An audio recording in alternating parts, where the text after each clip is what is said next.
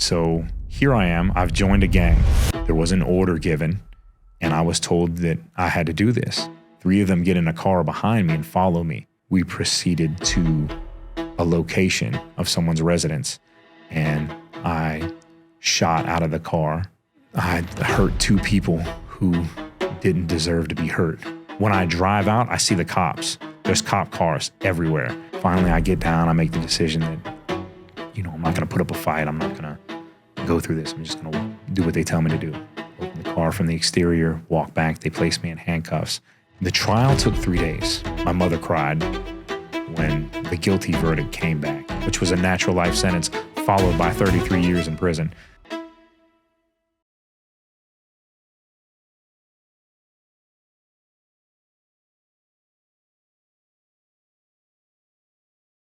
Hello and welcome to Reformed Mindset. My name is Mark Gonsalves and we are here with my good buddy, Michael Rosado. Mike, how you doing? I'm doing pretty good, Mark. How are you doing? I'm good, man. So listen, we met 2 years ago and you were incarcerated at the time. You were at Charlotte Correctional Institution. You were serving 40 years and I was there as a volunteer working a reentry program. And I remember when I went in to visit you, you were in a dorm that I don't normally work in. And it was the first time I went in to see you. We had a nice conversation. I met with you introduced me to a bunch of the guys in the dorm. And the first thing that hit me was like, wow, is this prison? Because everything was so organized and just civil. And it was like, wow, what's going on? And then I found out about you. And that you were running an excellent program there. And we just kind of hit it off because we both have a passion for reentry and for helping men and for helping guys turn it around, especially those that have had issues.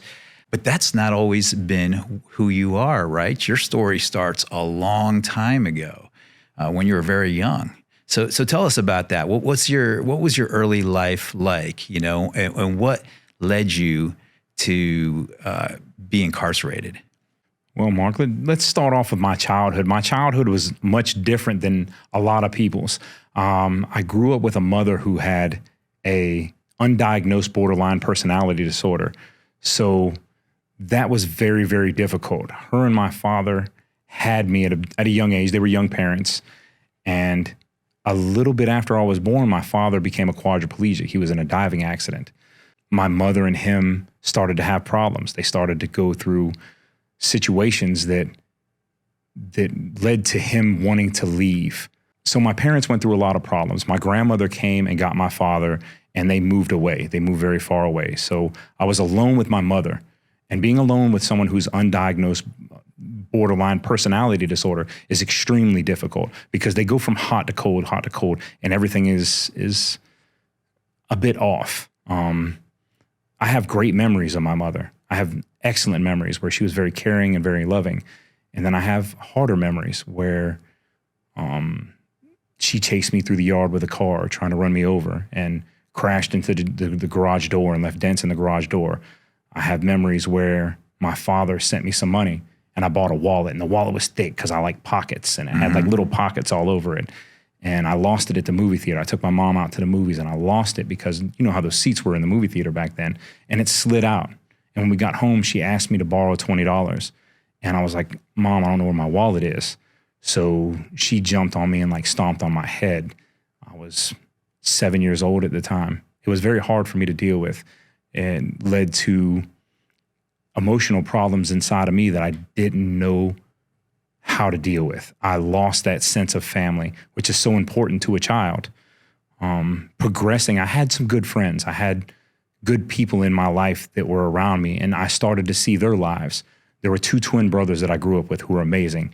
I will leave most people unnamed throughout this so that there's no repercussions or people don't feel, I don't want people associated with me that are living their life. Right, right. So these 2 twin brothers were great, and we would hang out, we would play together, we'd go play manhunt together, and they were also there through the hard times when I needed someone to catch me after arguing with my mother, It was hard, it was very, very difficult. And anytime it got too difficult, I just run away. So I had these good friends.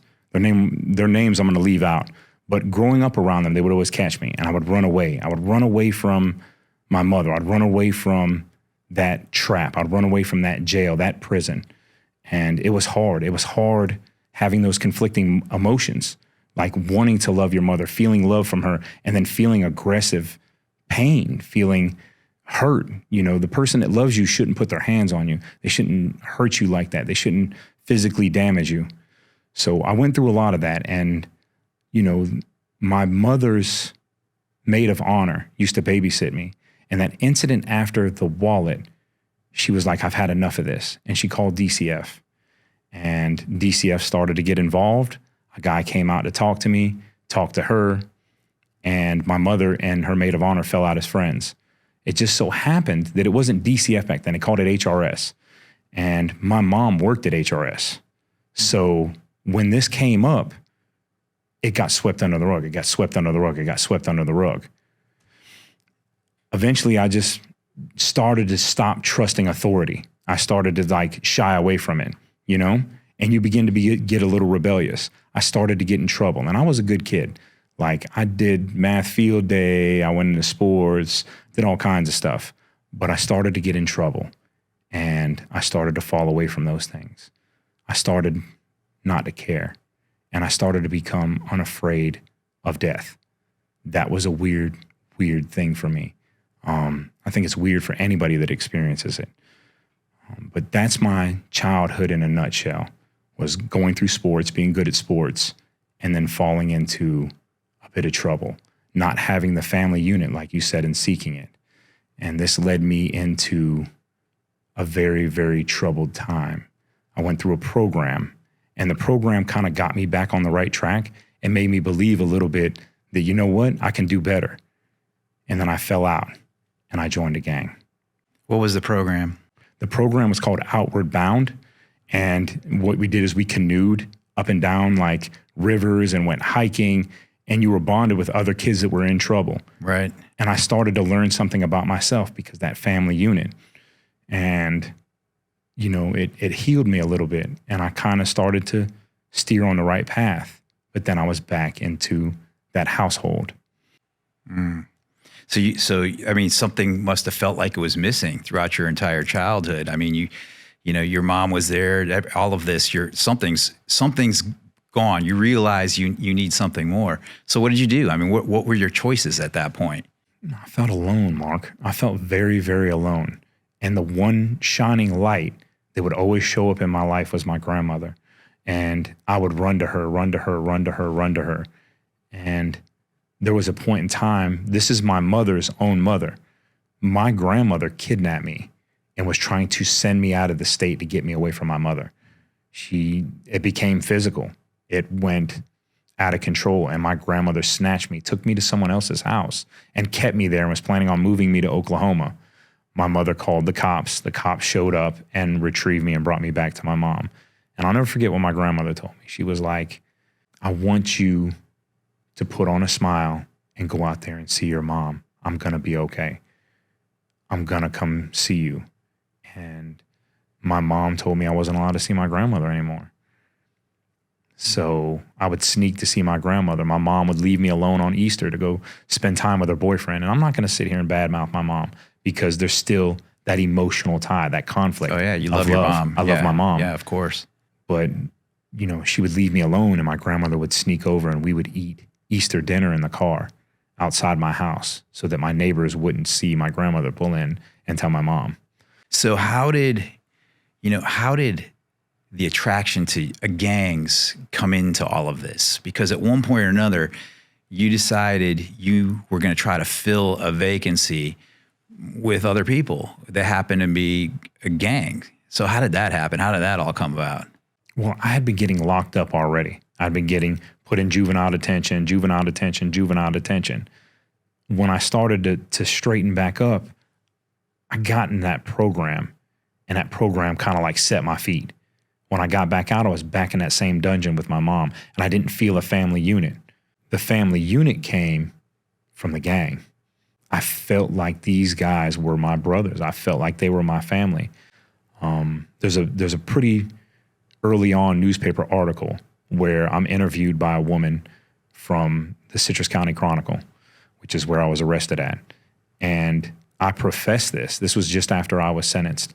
And we're going to get to all that good stuff. But just after I was sentenced, I professed even then that the gang was my family, that this was my brotherhood. This was where I needed to be at. And there's an element of brainwashing at an early age where you can brainwash yourself and be brainwashed by others. And I feel like some of that started to partake because there's a separation in my story. There's the gang life that was on the street and the gang life that was in prison, which are two very separate, two very different things. Was it the same gang that you joined before prison that you were in after prison? Yes, but there's a different level. There's levels to everything. You know, there's levels to writing. There's levels to painting. A good painter, you know, you might see them doing street artwork out at a festival or something like that. And then there's Michelangelo. You know, there's different levels to everything. So there's like the amateurs and then there's the pros. So are you saying in prison it was more like the pro level? Yes. Okay. We're going to get to that. We'll get down the road to that. Yeah. But I want to get to the point where we talk about what led up to the arrest. So here I am. I've joined a gang. Gang life on the street is just different, especially in a rural area. Everybody begins to get attracted to it. You begin to lead people unwittingly. So people that were around me, oh man, Mike's cool. Look at him. Look at what he's doing. He's in a gang. I want to be just like him. Yeah. Even though I had semi-popularity outside of that gang life, I started to gain popularity in a lower circle. And it was attractive. It was cool to go somewhere and then be like, oh man, there go them gangsters right there. There goes those guys. I didn't really know that I was just playing a role at that time. You know, there was a lot of things that influence in that area. And that bond was very serious. The bond with the guys that were around me was very serious. I recently did a podcast called Convicted with a friend of mine who was also a part of that same gang. He's a highly, highly successful person now, completely turned his life around. But our bond to this day is still bonded.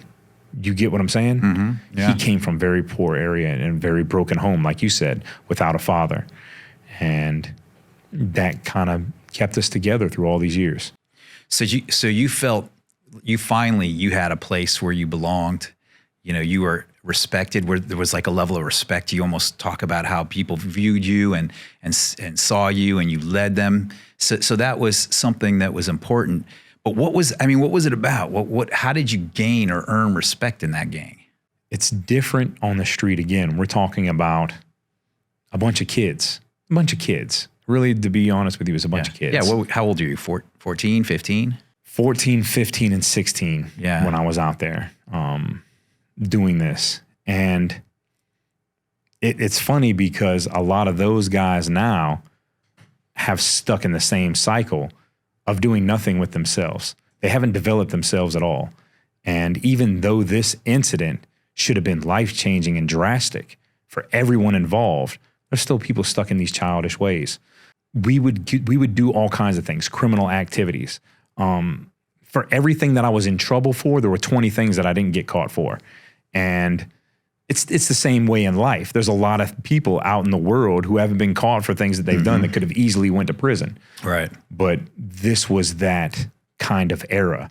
You know, Tupac's on the radio. Everybody's living this thug life. Everybody wants to be a tough guy.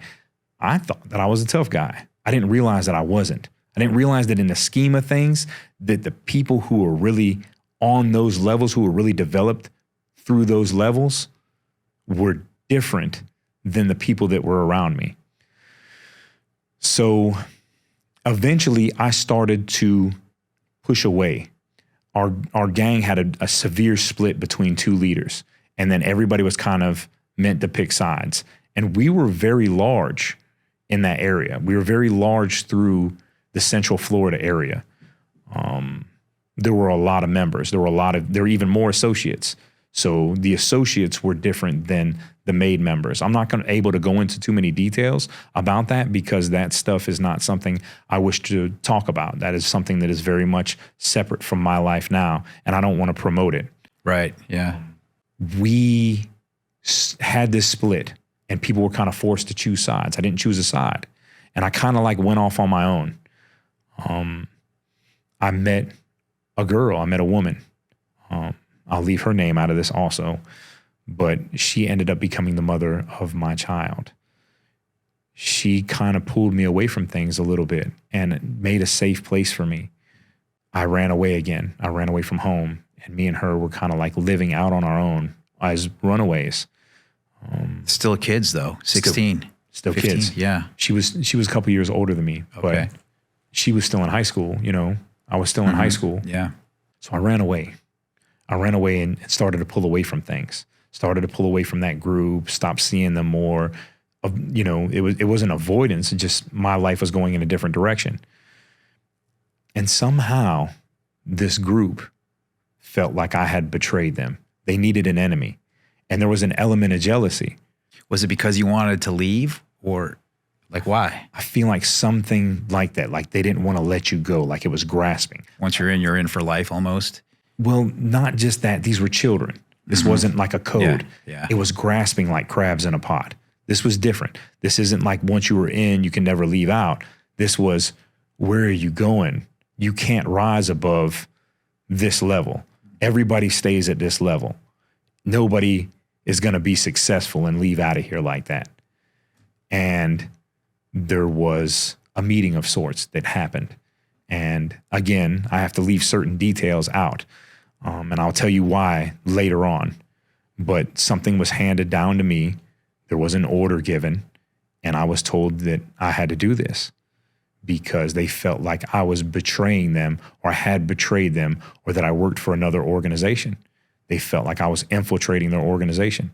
So this was how they deemed that I needed to proceed in this organization. They wanted you to prove yourself. It was more of, you're going to do this because we feel that you're aligned with someone else and you're not here. And it's like mass hysteria. People begin to spiral out of control, Mark. They begin to, it's like a mob, lynch mob like mentality. Oh, kill, kill, kill, get him, get him, get him. So everybody had turned against me secretly. And even though I'd see some of these guys some places, they never said anything. But why would they order you to do this? What was the reason? Was it a competing gang, or was it an enemy, or? It was an enemy. It was a rival faction of the group, which, you know, the group will stay unnamed. But that rival faction was basically oblivious to what was going on behind the scenes. And this was more of like a personal beef that someone else had in the organization that they were trying to impose on me. You wanted me to take care of your dirty work. You felt like you could kill two birds with one stone. You felt like you could exercise an element of power, which you could. Children with power, you don't put a machine gun in a child's hands, you know? You don't put an infant, you don't walk up and hand them a machine gun. Right. You know? Right. So basically I was put in the hands of an infant, and this was the result. So I didn't know about this. I didn't know about this until much later on. I showed up at a friend's house. He called some people. These people showed up. We were about to fight, and they told me that this was a directive, that this needed to happen. And I was like, oh, wow. Okay. So, you know, I was given an order. I started to think of ways around it. I started to try to, okay, how can I get out of this? Because this isn't right, you know? I involved someone. I involved a friend who I knew had my back through thick and thin. And he wasn't in this life. He wasn't this kind of person. This wasn't his lifestyle. He just hung out with me. And I came up with a plan. He wasn't even in the gang? He wasn't even in the gang. And I devised a plan to do what had been ordered to me. Again, these guys were a part of that other life that I was pushing away from them, that separation. So they got included because of my bad choices. I feel very bad for those guys. I feel very terrible for the people that were involved who were just as innocent as the victims. So moving on, we get into a conflict. There's an argument. There's other people that show up on my side, and where their numbers weren't good, now my numbers were better. And they said, oh yeah, you've got to do this. This is what you've got to do. And at that point in time, I made a horrible decision. I should have fought. I should have rebelled against this. I had people with me who had my back. Even though they were armed, I still feel that I should have fought. And that would have been the manly thing to do. But I was a child. And I made a horrible decision to proceed. Yeah, you had gut instinct, but you were still young. You didn't have enough experience yet. And so you went along with it. I did. And that's also a part of that group, that pack syndrome. As the pack begins to move, you move with it. So this is 1998. 2 weeks prior to this conflict, I had found out that my girlfriend was pregnant and that she was having a baby. I was already under pressure, been in and out of so many different things.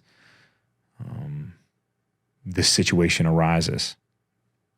The night progresses on. I'm around, hanging around these guys the whole night, and everything's cool and relaxed.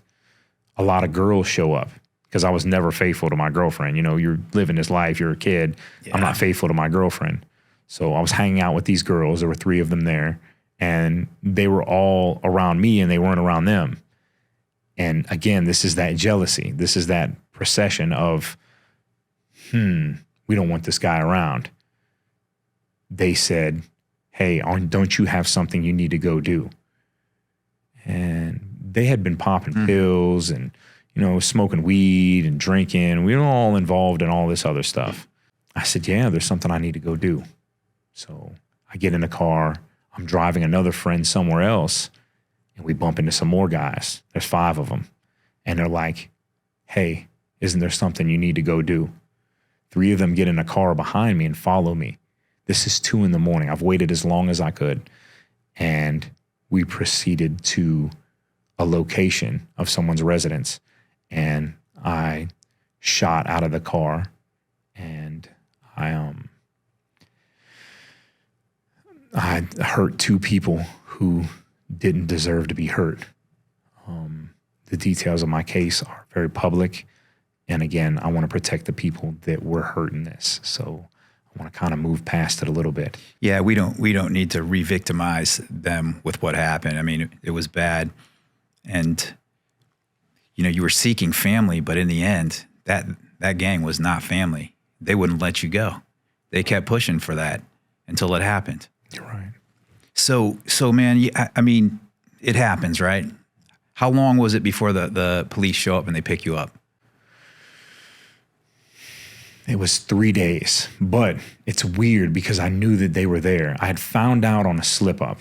And remember this, I told you that I was kind of off. I didn't fear death. I did not fear dying. When I was arrested, I began to feel the fear of dying for a short period of time. When this incident happened, I began to fear dying. And I can tell you that I didn't fear dying to the point that I used to play Russian roulette with one of my friends.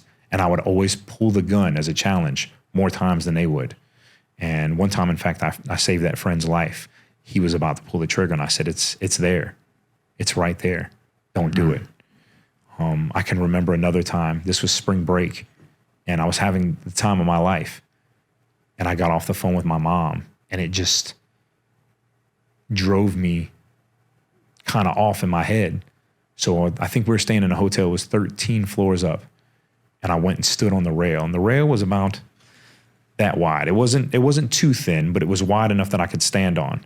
And I stood up there. And this is the spring on the beach. So there's wind blowing. And I stood up there and I put my arms out. And I looked up at the sky and I said, God, whatever you do, do. And I stood there like that for like 3 or 4 minutes. And the wind's blowing me and I can feel myself rocking back and forth in the balance. And someone came out from the room and said, hey, what are you doing up there? Come down from there. Come down. And I came down, but in that moment, I didn't care. Whichever way the wind blew me, that was the way that it would go. And I'm sure there's some people now today that were like, hey, that wind should have blew you right off the edge of that. But I began to fear death when I got arrested. There was a fluke that I found out that they were on my trail. I had walked out of my house through the side door and left and took a ride and came back. When I came back through a different area of my neighborhood. And as I'm walking back, I look into a car that's parked on the side of the road that's unfamiliar to me. I mean, I grew up here. And I'm like, I look in the car and there's a guy slunched down in the seat with headphones on and a directional microphone sitting on the dashboard. And I look and he snatches the headphones off and he sits up real quick. And I'm like, that's a cop. So I begin looking around my house for more cars. And sure enough, there's another car right next to my house. So I made the 2 cars on an accident. And I was like, wow, they're coming to get me. This was like the day after the incident, or how long after the incident? This was 3 days later. This was the day I got arrested.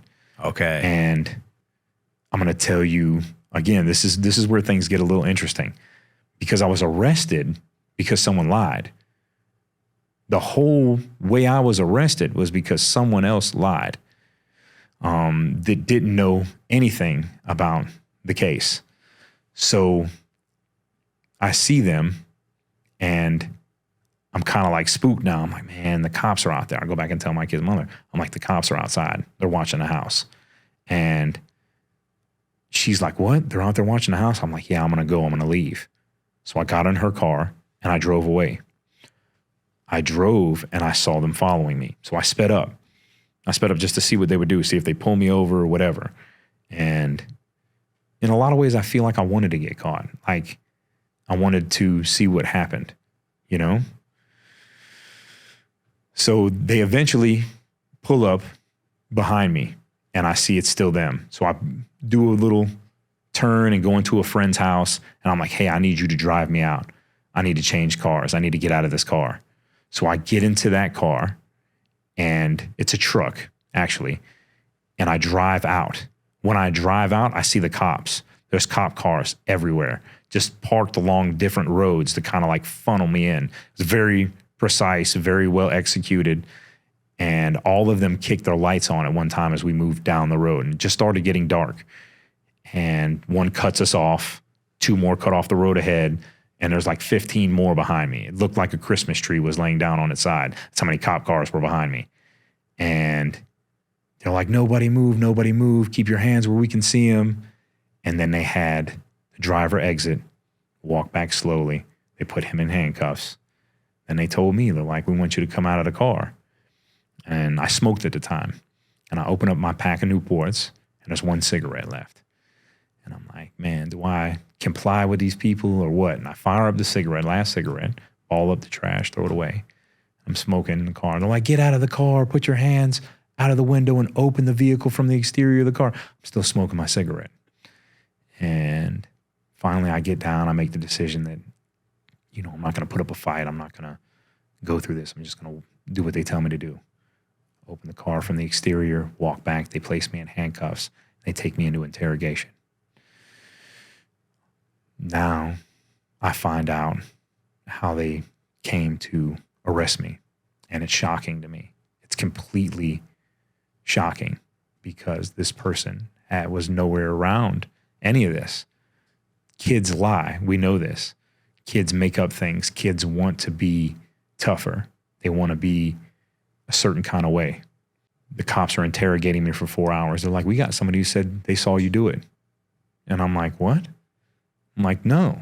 I'm like, no, I was just with the only person that was sitting beside me, and the 3 guys that were behind me are in the other car are out of the county. So I'm like, no, I don't believe you. You know, I don't believe you. No, this is where I was at. And I was lying to him. And they bring in this guy. And he says, yep, I seen him do it, And I'm stunned. I find out later on that this guy was bragging to a girl that he was with me doing this and he knows what's going on and And their mom overhears it and calls the cops. This guy was charged with falsifying police reports and obstruction of justice and completely innocent. Ended up doing probation time.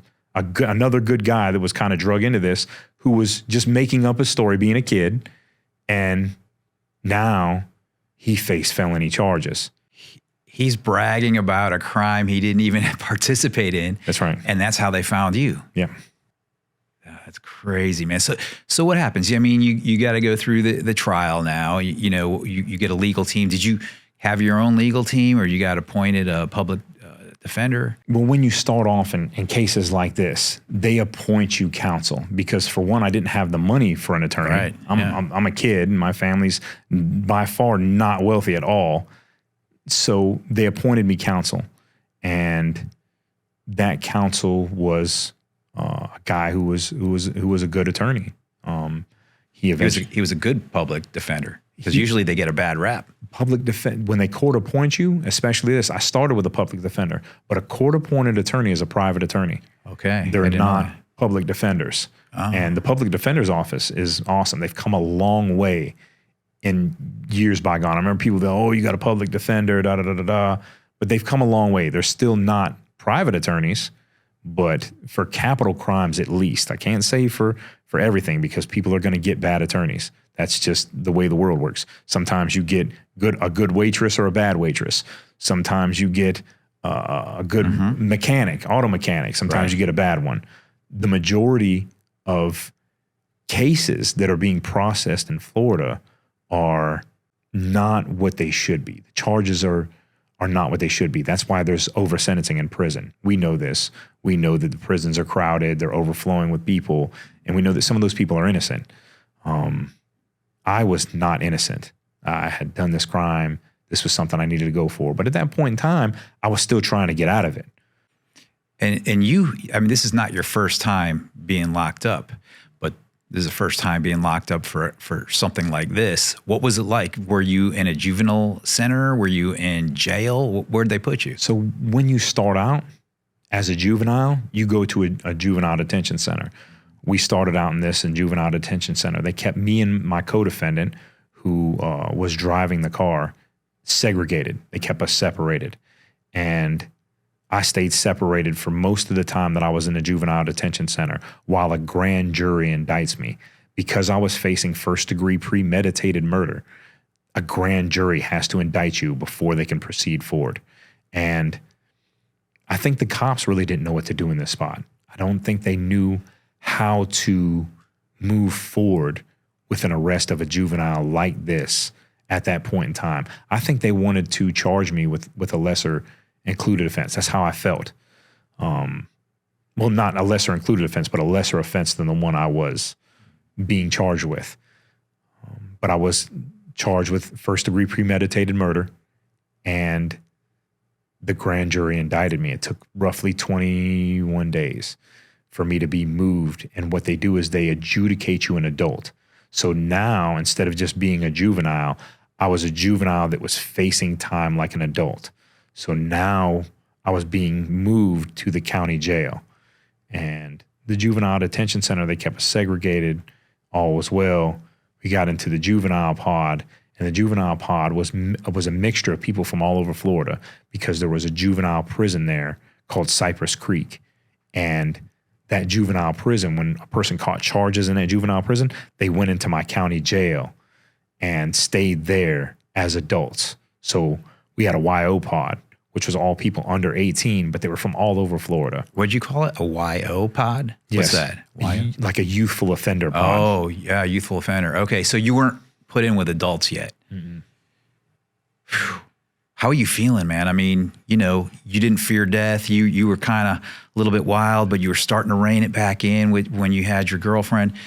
Like now, you're facing very serious charges. What's going through your head? What are you thinking? What are you feeling?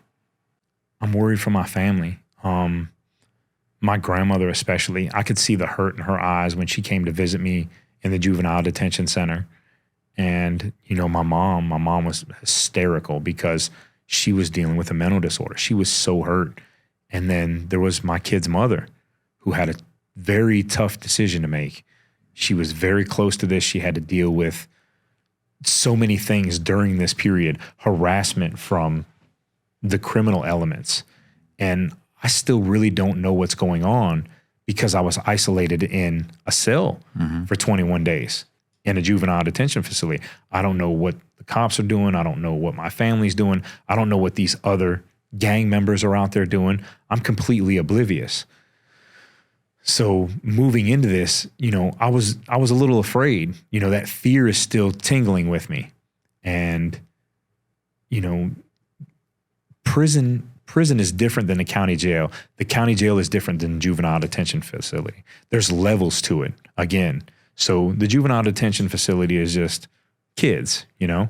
The county jail, guys that are facing misdemeanors, some of these guys are felons, but a youthful offender pod with a bunch of guys that are facing mostly felonies is a little different also. So there's a bit of a pecking order in there. Pecking order? What do you mean? Like ranking amongst inmates, or what do you mean pecking order? Well, usually it's the tougher the guys are at the top. The bigger the guys are at the top. The juveniles that are locked up there. Okay. Kids, you know, again, kids. The softer criminals are at the bottom. It's a beginning to the elements of prison. So I'm being introduced to what prison is going to be like. And that's not the purpose of it, but that's what's happening. Yes. Mm-hmm. And juvenile detention centers are much the same way. When I was going to juvenile detention centers in the 90s, they were very violent, very, very violent. You see people getting knocked out all the time, group fights, all kinds of stuff. It was very, very violent area. And you had to pick how you stepped and where you stepped at. I've been in group fights there with other people that were close to me, having their back and them having my back. It was just a way of things. It still wouldn't prepare me for prison, especially prison in the 90s. Did you think, though, that you were, before you even got into prison, did you think you were going to be ready for it? No. When I got to the county jail and I started fighting in the county jail, because I was fighting in the county jail, and I was fighting much bigger people. Let me tell you something. I fought people that were bigger than me on every go-round. And probably older than you. I mean, you're still a kid. How old were these guys? What's your very first physical altercation after this charge? Because you've been fighting your whole life, really, up to this point. But after you catch this charge and you're in jail, you know, what's the first physical altercation and why did it happen? What happened? The first physical altercation that I got into was about a tray, what we call a state tray or a county tray, which is food, your meal. And I was handing out trays, and I guess the guy just wanted to fight, and he stole me. He stole me from behind. I didn't even know it was coming. He stole you from behind, like took your tray? No, what we call stealing off or stealing is when somebody hits you, blindsides you, or sucker punches you. Sucker punch. That's called stoling. Yeah, okay. Stealing. Okay. The guy steals off on you, steals you. So the guy stole me. He hit me from the backside this way. And I turned, and I didn't even know what was happening at first because I'm not thinking this guy is going to come at me like this. Me and this guy talk to each other. But we ended up starting fighting, and he was good. He was much better than me. I lost my first 3 fights. And were these with men? Were these juveniles as These well? were juveniles. The first 2 were juveniles. And you lost. I lost. How'd you feel after that? Because you were doing okay up to this point. Like, was that a humbling experience? A little bit, because I boxed when I was free. Yeah. I boxed as a kid. I played sports, and I thought I knew how to fight. I thought I knew how to fight because I was quick. Yeah. These guys knew how to fight. The people that I fought knew how to fight, and they were all bigger than me. So it was humbling. The next guy that I fought just completely manhandled me, and he was huge. He's even bigger now. He's a friend of mine. You guys had a fight in jail, but now you're friends. We were friends before the fight, but he felt like this is what he needed to do. And sometimes when you're a kid, you just don't know. But he won that fight clearly and decisively. But I got up talking trash. I told him, you hit like a punk and da-da-da-da-da. But he had won the fight. He undoubtedly won that fight. And I was looking for get back on him always, but there was never an opportunity. I ended up seeing him in prison many, many years later and just popped up behind him. He's like, oh, he looked shocked. I was like, yeah, how you doing? But I was an adult now, and he was an adult. And yeah, things changed. We had moved past that, and we had shared just common memories.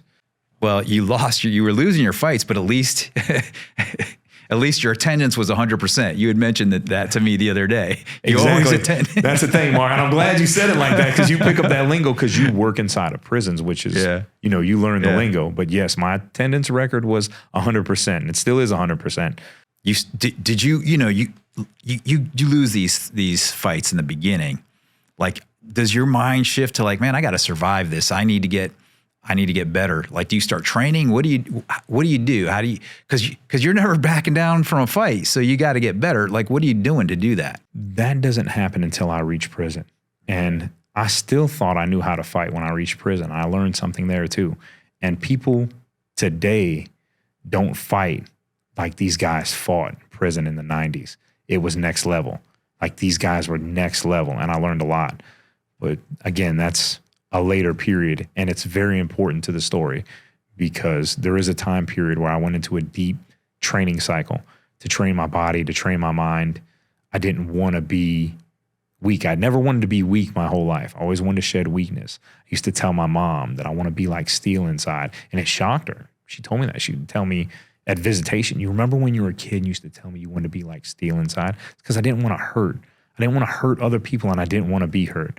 You know, my view of prison is just a very small glimpse, because when I go in there as a volunteer, I'm seeing the best side of it. You know, when I show up into the dorm, and I'm working with a lot of great inmates, but I could tell that a lot of the other inmates, they kind of put their best face on, you know, so I'm not really seeing the reality.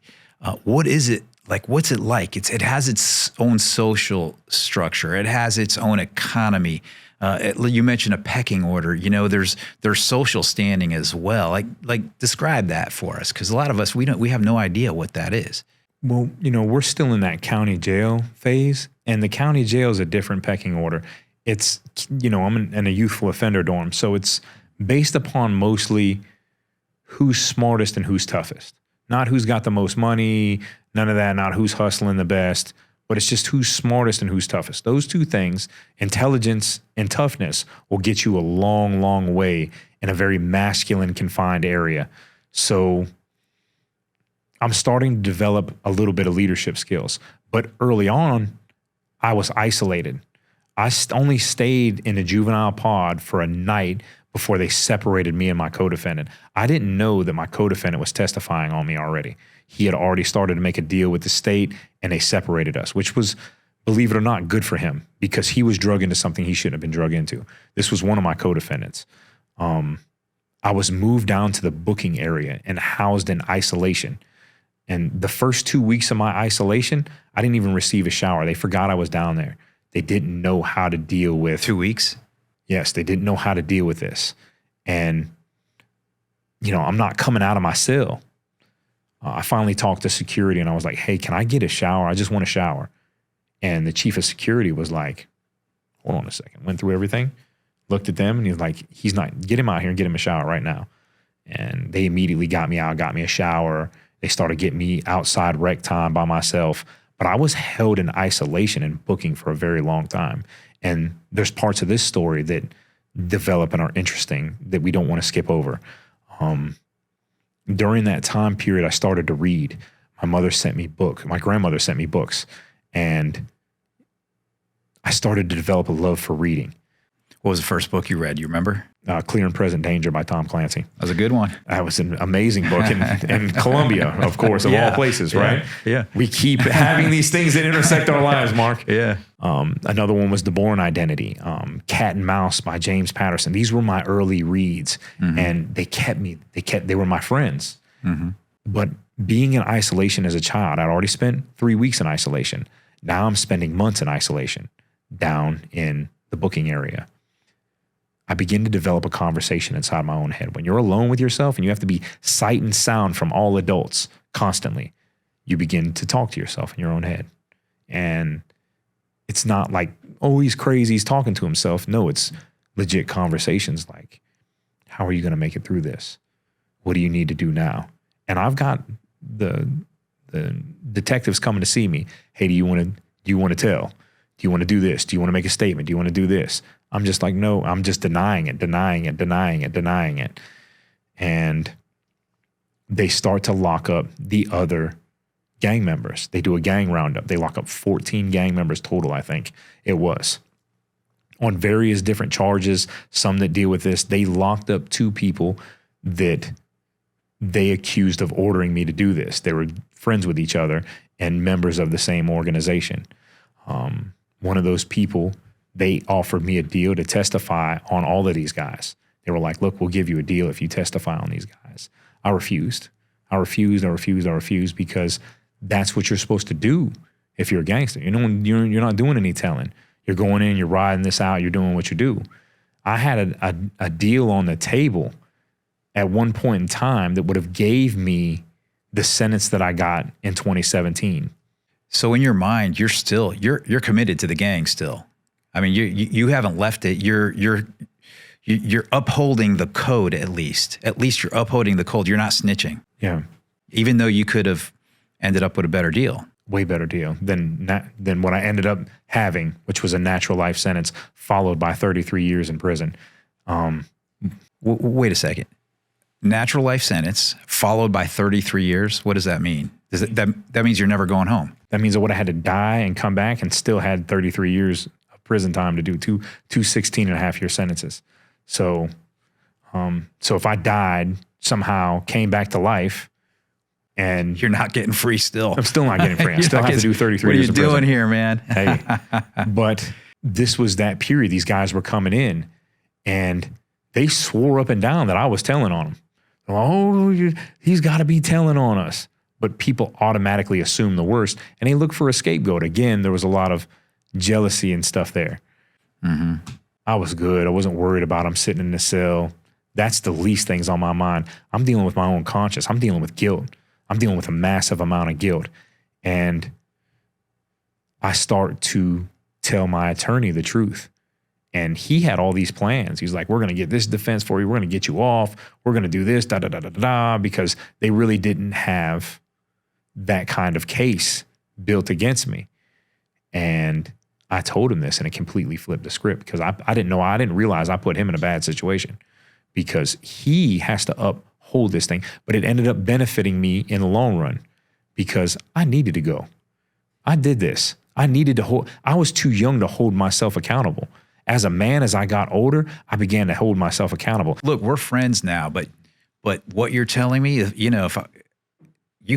you deserve to be in prison. I did. I mean, you did. And sometimes when we're made to sit down, we could benefit from that.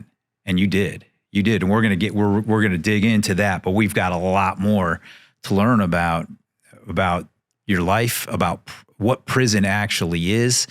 And man, I mean, we're not even to the point where you're going through your trial yet. I mean, you're leading up to that. What's going on? Your lawyer has to come up. You tell him the truth. He's like, whoa, that changes everything. So what was his plan after that? He really didn't have a plan.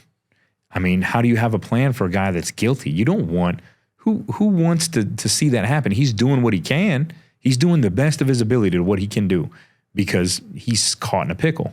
I talk to a priest that comes in, and I tell him the truth. And I'm like, look, I can't even tell my parents this. I need to tell you this. I need to talk to you about this. I feel an immense amount of guilt. And to be 16 and feel that kind of guilt, that's man guilt. That's grown man guilt there. That's not stealing somebody's purse and getting the change out of it. This is taking someone's life. It sounds like you had faith too at this point, because when you were standing on the edge of the building, and you just said, God, do it, whatever you want to do. So you knew, you had faith. Well, how is this affecting your faith? You're talking to the priest. I mean, are you praying while you're in prison or what? How's that working? I am praying, and I prayed through my whole incarceration. I was raised in a Catholic church, and it's beautiful, beautiful, beautiful church. And I would always look up at this stained glass crucifixion, and I could feel that presence. I would always see the candle lit on the altar, and I would take comfort in it because it's a reminder, that God is here. This is a sanctuary. And I felt that I felt God's hand on me my whole life. Now, did I listen? Was I an obedient child? Probably not. But I felt his presence in my whole life, every facet. But again, getting back on track, the arrests are coming now. So now I'm trying to make a life. Like you said, you were asking about the pecking order and so on and so forth. But there's other things that were really interesting. The kids coming together to try and make a way. I remember my first Christmas in there. I was 16, my first Christmas, and my kid's mother made a paper Christmas tree out on the outside. And we took and got a bunch of like canteen, which were like moon pies and stuff like that. And we wrapped them in newspaper and yarn. And me and another guy, we made Christmas presents for everybody in the pod. So everybody woke up. We had the Christmas tree that my kid's mother had made with presents underneath it. And it's those kind of little bonding experiences that get you by. Those little glimmers of kindness from other people that are in a bad situation. And it didn't matter that day. On Christmas that day, it didn't matter if you had mental health problems, if you didn't shower in a week. It didn't matter any of that stuff. Everybody puts that stuff to the side and comes together and tries to make the best of a bad situation. Yeah, you were amongst peers. I mean, you guys were all in the same place, and you're, and again, there's that sense of, and not really family, but a cohesiveness with others. So you're making the best of it. What's going on with the case at this point? The case is progressing slowly. I'm getting the discovery of evidence in pieces and bits.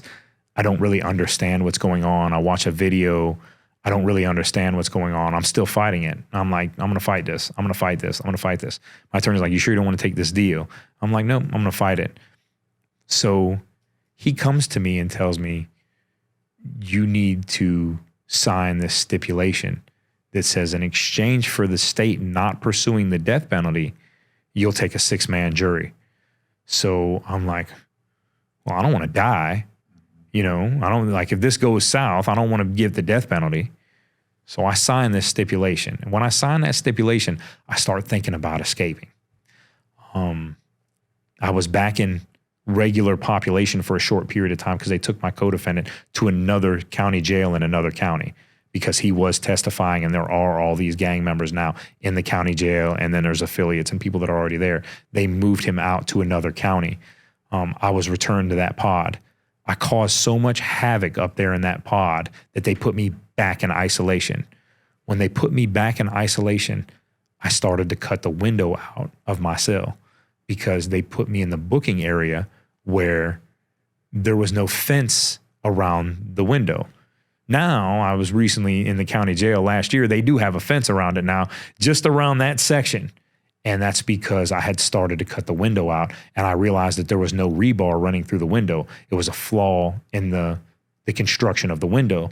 So I took a pen cap, because they don't give you anything sharp. I took a pen cap, a big pen cap, and I started to poke holes in the rubber, and then slowly but surely started to peel it out and cut it away, cut it away, cut it away, cut it away.